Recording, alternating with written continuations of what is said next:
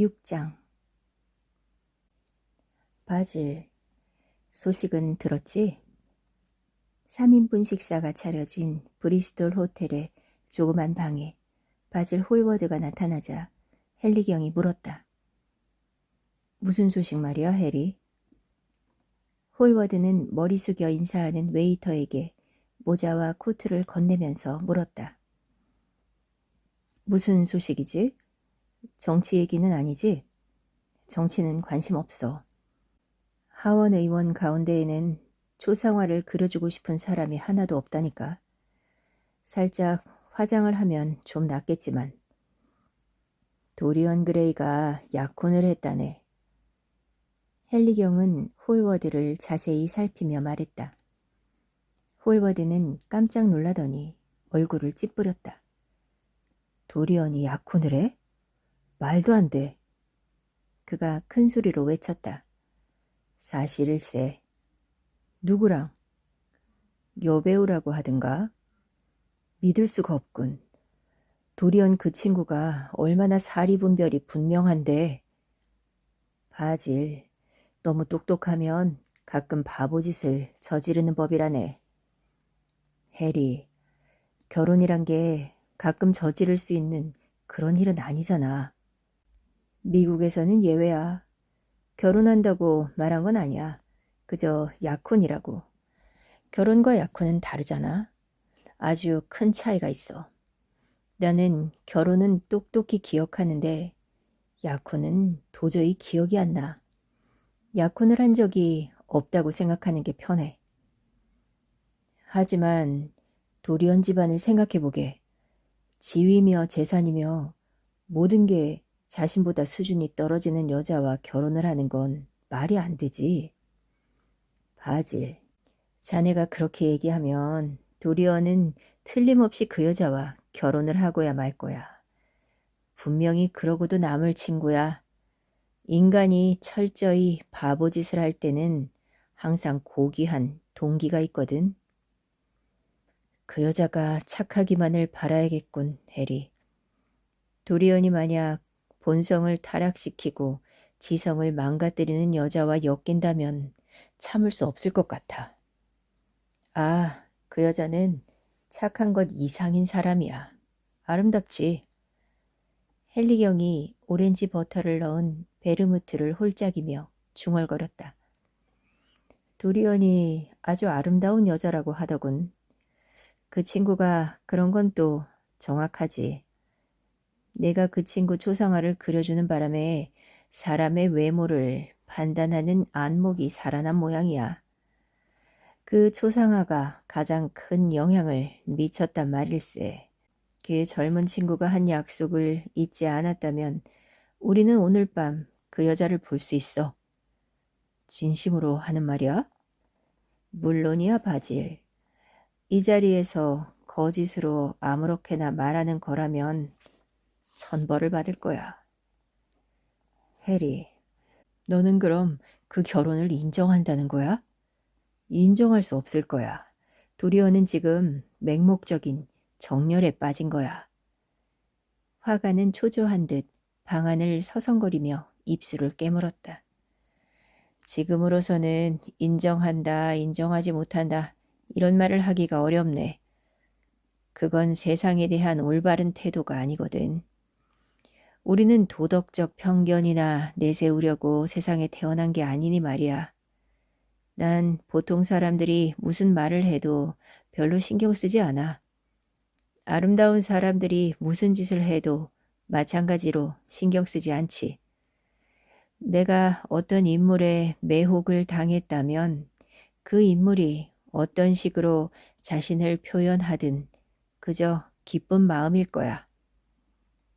도리언 그레이가 줄리엣을 연기하는 여자와 사랑에 빠져서 결혼을 한다고 하면 뭐 안 될 거 있나? 그 친구가 몇 살이나 로마 황제였던 클라우디우스 1세의 세 번째 아내, 타락과 허영의 화신와 결혼한다고 나와도 흥미로울 거야. 너도 아는 것처럼 나는 결혼 제도를 옹호하지 않아. 결혼의 문제점은 사람을 이기적이지 않게 만든다는 거야. 이기적이지 않은 사람은 색깔이 없어. 개성이 없단 말일세. 물론 반대로 더 복잡해지는 사람도 있긴 하지. 그런 사람들은 자신의 이기심을 유지하면서도 거기에 다른 자아들을 덧붙이는 거야. 그러니 어쩔 수 없이 여러 형태의 삶을 살게 되고 점점 복잡하고 체계적인 사람이 되는 거지. 고도로 체계적이 되는 게 인간 존재의 목적이 아닐까 싶네. 덧붙이자면 모든 경험은 다 가치가 있다는 말이야. 누군가 결혼에 대해 반대하는 말을 한다면 그 말 자체가 하나의 경험인 셈이야. 나는 도리언 그레이가 그 아가씨를 아내로 삼아서 6개월 동안 열정적인 사랑을 하다가 어느 날 갑자기 또 다른 사람에게 푹 빠지기를 바란다네. 그럼 그 친구는 아주 훌륭한 연구 대상이 되는 거야. 해리, 내가 한 말이 진심이 아니길 바라. 진심이 아니라는 건 자네도 알 거야. 도리언 그레이의 삶이 망가지면 가장 슬퍼할 사람이 자네일 걸세. 괜히 아닌 척 하지 마. 헨리경이 웃음을 터뜨렸다. 우리가 다른 사람을 좋게 보고 싶은 까닭은 우리가 스스로를 두려워하기 때문이야. 낙관주의의 바탕은 바로 공포라네. 우리는 이웃이 우리에게 이익이 되는 미덕을 갖고 있다고 믿기 때문에 관대해지는 거야. 우리가 은행가에게 아부를 하는 것은 당좌 차월을 받아내기 위한 거고, 노상강도에게 장점을 찾아내는 것은 우리 주머니가 털리지 않기를 바라는 마음에서야. 내가 하는 말은 모두 다 진심에서 나오는 걸세. 나는 낙관주의를 경멸해. 망가진 삶이라고 했나? 어떤 삶이든 성장이 멈출 수는 있어도 망가질 수는 없어. 본성을 훼손하고 싶다면 그저 바꾸기만 하면 된다네. 결혼은 정말 바보짓이야. 세상에는 결혼보다 훨씬 더 재미있고 흥미로운 남녀 간의 결합이 있지 않은가? 나는 그런 결합들을 추천하네. 사람들의 인기를 끌 걸세. 도리언이 오는군. 저 친구가 더 자세하게 얘기해 줄 거야. 오, 해리, 바질, 두 분 다 모두 저를 축하해 주셔야 해요. 도리언이 공단으로 안감을 댄 망토를 벗어던지고 악수를 청했다. 오늘처럼 행복한 적은 처음이에요. 물론 갑작스레 일어난 일이지만 진짜 기쁜 일은 모두 갑자기 일어나는 거잖아요. 제가 지금까지 살아오면서 계속 찾던 일을 드디어 발견한 것 같아요. 그는 흥분과 기쁨으로 뺨이 붉어져 상당히 멋지게 보였다.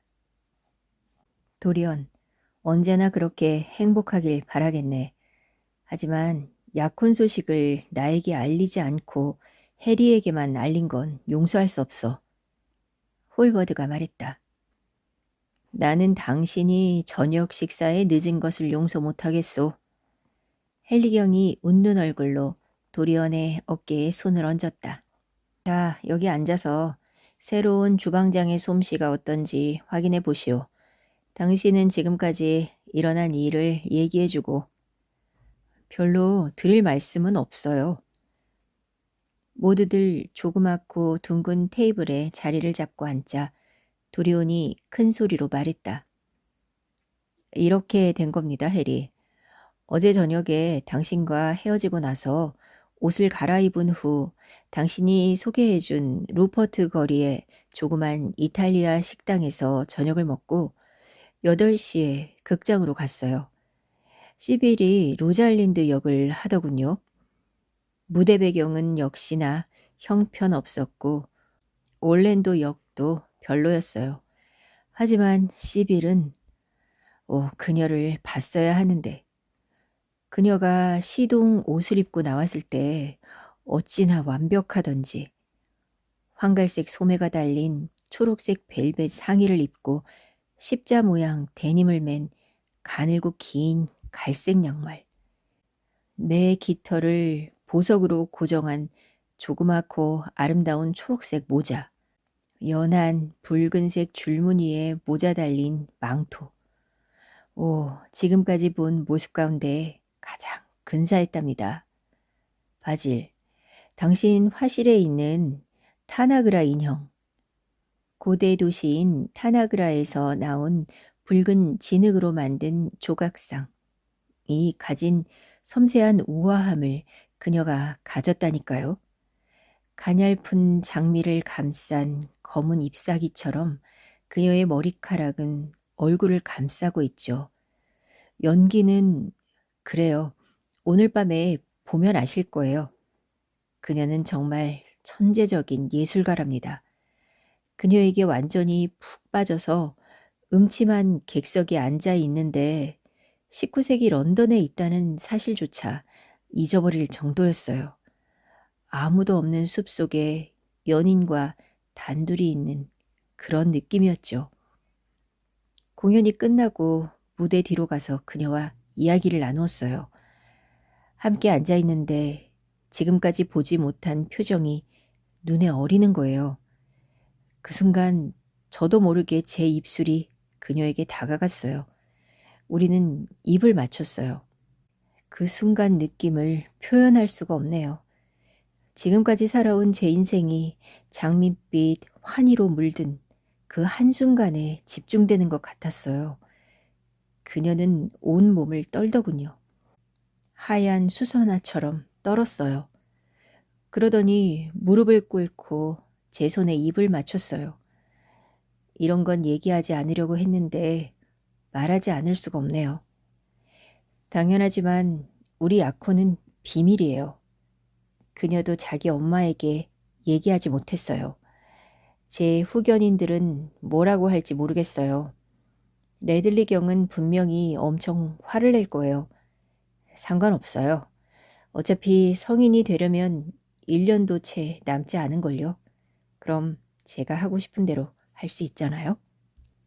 바질, 저에게도 권리가 있는 거죠. 시에서 사랑을 얻고 셰익스피어 연극에서 제 아내를 찾아낼 권리 말이에요. 셰익스피어에게 말하는 법을 배운 입술들이 내 귓가의 비밀을 속삭였답니다. 나는 로잘린드의 팔이 제 몸을 감싸게 하고 줄리엣의 입술에 키스를 했어요. 그래, 도리언, 자네가 오라. 홀워드가 말했다. 오늘은 그 아가씨를 보았나? 그녀를 아든 숲에 남겨뒀답니다. 하지만 베로나의 과수원에서 다시 찾을 예정이에요. 도리언이 고개를 흔들었다. 도리언, 그래, 언제 결혼이라는 말을 한 건가요? 그녀는 뭐라던가요? 기억이 나지 않겠지만 말해봐요. 헨리경은 사색에 잠겨 샴페인을 마셨다. 오, 해리, 전 사업을 하는 것처럼 그러진 않았어요. 물론 정식 청혼은 안 했죠. 그냥 그녀를 사랑한다고 했을 뿐이에요. 그랬더니 그녀가 제 아내 될 자격이 없다고 하더군요. 자격이 없다니요. 이 세상 전부를 준대도 그녀와는 바꿀 수 없는데요. 여자들이 원래 현실적인 법이죠. 우리보다 훨씬 현실적이지. 그런 상황에서 남자들은 가끔 결혼 이야기를 잊어버리는데도 여자들은 절대 그러는 법이 없거든. 헨리경이 중얼거리듯 말했다. 그러지 마, 해리. 도리언이 화나겠어. 이 친구는 다른 사람과 달라서 누구에게 해를 끼치지 않을 거야. 심성이 매우 곱거든. 홀워드가 헨리경의 팔을 잡았다. 도리언은 나에게 화를 내지 않아. 충분한 이유가 있어서 물어본 거야. 인간이 무슨 질문을 할 때는 정당한 이유가 있는 거라고. 호기심이라고 해두지. 나는 먼저 청혼을 하는 쪽이 언제나 여자라는 생각을 가지고 있다네. 물론 중산층은 예외로 해야겠지. 중산계급은 아직 현대식 사고를 갖고 있지 못하니까 말이야. 헨리경은 탁자 너머로 도리언을 바라보았다. 도리언은 웃음을 터뜨리며 고개를 쳐들었다. 해리, 당신은 정말 구제불능이라니까요. 하지만 괜찮아요. 당신에게 화를 낼 수는 없죠. 어쨌든 당신이 시빌 베인을 보는 순간 그녀에게 나쁜 짓을 하는 사람은 따뜻한 가슴이 없는 짐승이라고 생각하실 거예요. 어떻게 자신이 사랑하는 사람을 모욕하고 싶어 하는지 이해가 안 돼요. 저는 시빌 베인을 사랑해요.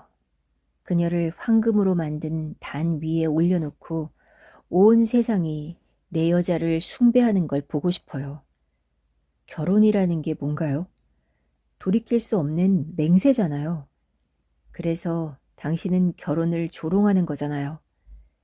아, 비웃지 마세요. 저는 돌이킬 수 없는 그 맹세를 하고 싶다니까요.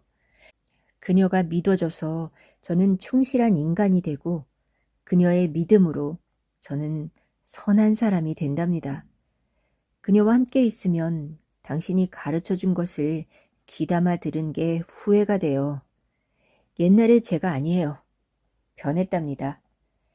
시빌 베인의 손이 슬쩍 닿기만 해도 전 당신과 당신이 들려준 잘못된 매력적이지만 독이 있는 그 유쾌한 이론을 다 잊어버리게 되는 거예요.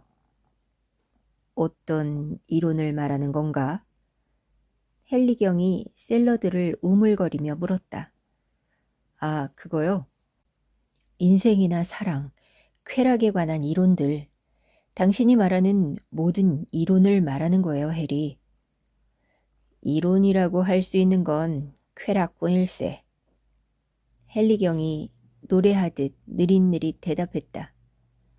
하지만 내 이론을 내 거라고 하기는 민망하군. 쾌락은 자연의 것이거든. 자연이 시험하고 승인하는 게 쾌락이지. 우리가 행복할 때는 언제나 선량하지만 선하다고 해서 반드시 행복하지는 않거든. 아, 그렇군. 그런데 선하다는 건 무슨 뜻이야? 바질 홀워드가 큰 소리로 물었다. 맞아요. 그 선하다는 의미가 뭐예요? 도리언이 의자 등받이에 몸을 기댄 채 탁자 중앙에 놓인 자주색 입술 모양 붓꽃 너머로 헨리경을 바라보았다. 선하다는 것은 자신과 조화를 이룬다는 거지. 부조화는 억지로 다른 사람과 조화를 이루려고 하는 거고, 자기 자신의 삶이 가장 중요한 거 아닐까? 누군가가 도덕군자인 척 하거나 청교도가 되려고 한다면 이웃의 삶에 대해 자신의 도덕적인 견해를 말할 수는 있겠지만 이웃의 삶에 신경을 쓸 수는 없어. 게다가 현대 개인주의는 좀 더 높은 목표를 가지고 있지. 현대의 도덕은 자기 시대의 기준을 받아들이는 데 있어. 하지만 나는 교양이 있는 사람이 자기 시대의 기준을 받아들이는 것이 가장 천한 부도덕이라고 생각해. 헨리는 끝이 뾰족하고 가느다란 손가락으로 잔에 가는 굽을 잡으며 대답했다. 하지만 해리, 사람이 자기 자신만을 위해 산다면 커다란 대가를 치르지 않을까? 홀워드가 말했다. 맞는 말이야. 요새는 모든 것을 위해서 너무나 많은 값을 치르고 있어. 가난한 이들의 진짜 비극은 그들이 아무것도 살 수 없지만 금욕만은 얼마든지 살 수 있다는 거야. 아름다운 물건처럼 아름다운 죄라는 건 부자들만이 느끼는 특권이지. 대가를 치른다고 했던 건 돈이 아닌 다른 방법이야. 바질, 어떤 것을 말하는 건가? 아, 말하자면 후회, 고뇌, 또 그렇지. 타락했다는 자각 따위가 아닐까? 이봐. 중세 예술은 매력적인 부분이 있지만 그런 식의 중세적인 감정은 이제 구식이 되어버렸어. 물론 소설을 쓸 때는 그런 감정도 쓸 수는 있지만 소설에 써먹을 수 있는 것들도 이제는 사용하지 않는 것뿐이야. 내 말을 믿어. 문명인 치고 쾌락을 후회하는 사람은 없어. 야만인들이 쾌락이 무엇인지 모르지. 헨리경이 어깨를 움츠렸다. 전 쾌락이 뭔지 알아요. 그건 누군가를 숭배하는 거예요. 도리언이 큰 소리로 외쳤다. 숭배받는 것보다야 그게 낫지요. 숭배를 받는 일은 아주 성가셔. 그런데도 여자들은 인간이 신을 대하는 것처럼 우리를 대하지. 우리를 숭배하는 거요. 그러면서 자기네들을 위해 뭔가를 해달라고 귀찮게 군단 말이지. 헨리경이 과일을 만지작거리며 대답했다. 여자들이 뭔가를 요구하든 그것을 우리에게 먼저 주었기 때문에 요구하는 거예요. 여자들은 우리 본성에 사랑이라는 걸 창조해 주었어요. 그래서 그걸 되돌려달라고 요구할 권리도 있는 거죠. 도리언이 차분하게 말했다. 맞는 말이야. 홀워드가 큰 소리로 말했다. 맞긴 뭐가 맞아. 헨리경이 말했다. 맞다니까요, 해리. 여자들은 자기 삶에서 가장 큰 금덩어리를 남자들에게 준다는 걸 인정하셔야 해요. 그럴지도 모르지. 문제는 여자들이 언제나 자잘한 푼돈으로 받고 싶어 한다는 걸세. 어떤 재기발랄한 프랑스인이 말한 것처럼 여자들은 우리에게 걸작을 만들 욕망을 불어넣어 주면서 한편으로는 우리가 걸작을 만들지 못하게 방해를 한다네. 헨리경이 탄식하듯 말했다. 해리, 정말 불쾌하군요. 제가 왜 당신을 좋아해야 하는지 도대체 모르겠어요. 도리언, 당신은 언제나 나를 좋아할 거요. 어때? 자네들 커피 마시겠나? 웨이터, 커피 좀 줘. 핀 쌍파뉴 브랜디하고 담배도 좀 주고. 아니지, 담배는 됐어. 몇 갭이 남았군. 바질, 자네는 시가를 피우지 말고 권련을 좀 피워봐. 권련은 쾌락을 추구하는 완벽한 형태거든. 절묘하지. 권련은 계속해서 피우고 싶게 만들어. 그보다 좋은 게 어디 있겠나? 그리고 도리언, 한 번 더 말하지만 당신은 나를 항상 좋아할 거요. 당신이 용기 없어 저지르지 못하는 모든 죄악을 내가 당신에게 다 보여줄 거요. 무슨 말을 하는 거예요? 도리언이 웨이터가 탁자 위에 놓아둔 붉은색 용장식 라이터로 담뱃불을 붙이며 큰 소리로 말했다. 자, 이제 극장에 가요. 무대에 올라간 시비를 보면 당신도 인생의 새로운 이상을 갖게 될 거예요. 당신이 알지 못했던 새로운 걸 시빌이 보여줄 겁니다. 나는 모르는 게 없어요. 하지만 새로운 감정을 받아들일 준비는 되어 있어요. 그런데 문제는 새로운 감정 따위는 없단 말이야. 당신이 말한 그 멋진 아가씨가 나를 감동시키기는 할 거예요. 나도 연기를 좋아하거든. 어떤 때는 연기가 진짜 삶보다 훨씬 더 현실적이기도 해요. 아무튼 이제 가볼까요?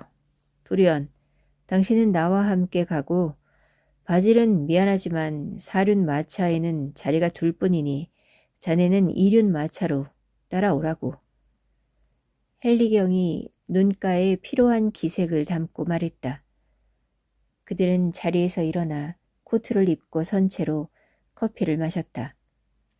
화가는 생각에 잠겨 아무 말이 없었는데 마치 어두운 기운에 휩싸인 것처럼 보였다. 그는 이 결혼을 받아들이기 버거웠다. 하지만 어쩌면 다른 일이 생기는 것보다 이게 나을지도 모른다는 생각도 했다. 잠시 후 아래층을 지나 혼자 마차를 타고 앞서가는 조그만 사륜마차의 불빛을 지켜보았다. 설명할 수 없는 상실감이 밀려왔다. 다시는 도리언 그레이가 예전같이 대해주지 않을 거라는 생각이 들었다. 그들 사이에 삶이란 것이 끼어든 것이다. 눈앞이 어두워졌고 사람들로 북적이는 화려한 거리가 흐릿하게 보였다. 마차가 극장 앞에 멈췄을 때 그는 몇 년쯤 더 나이 먹은 듯한 기분이 들었다.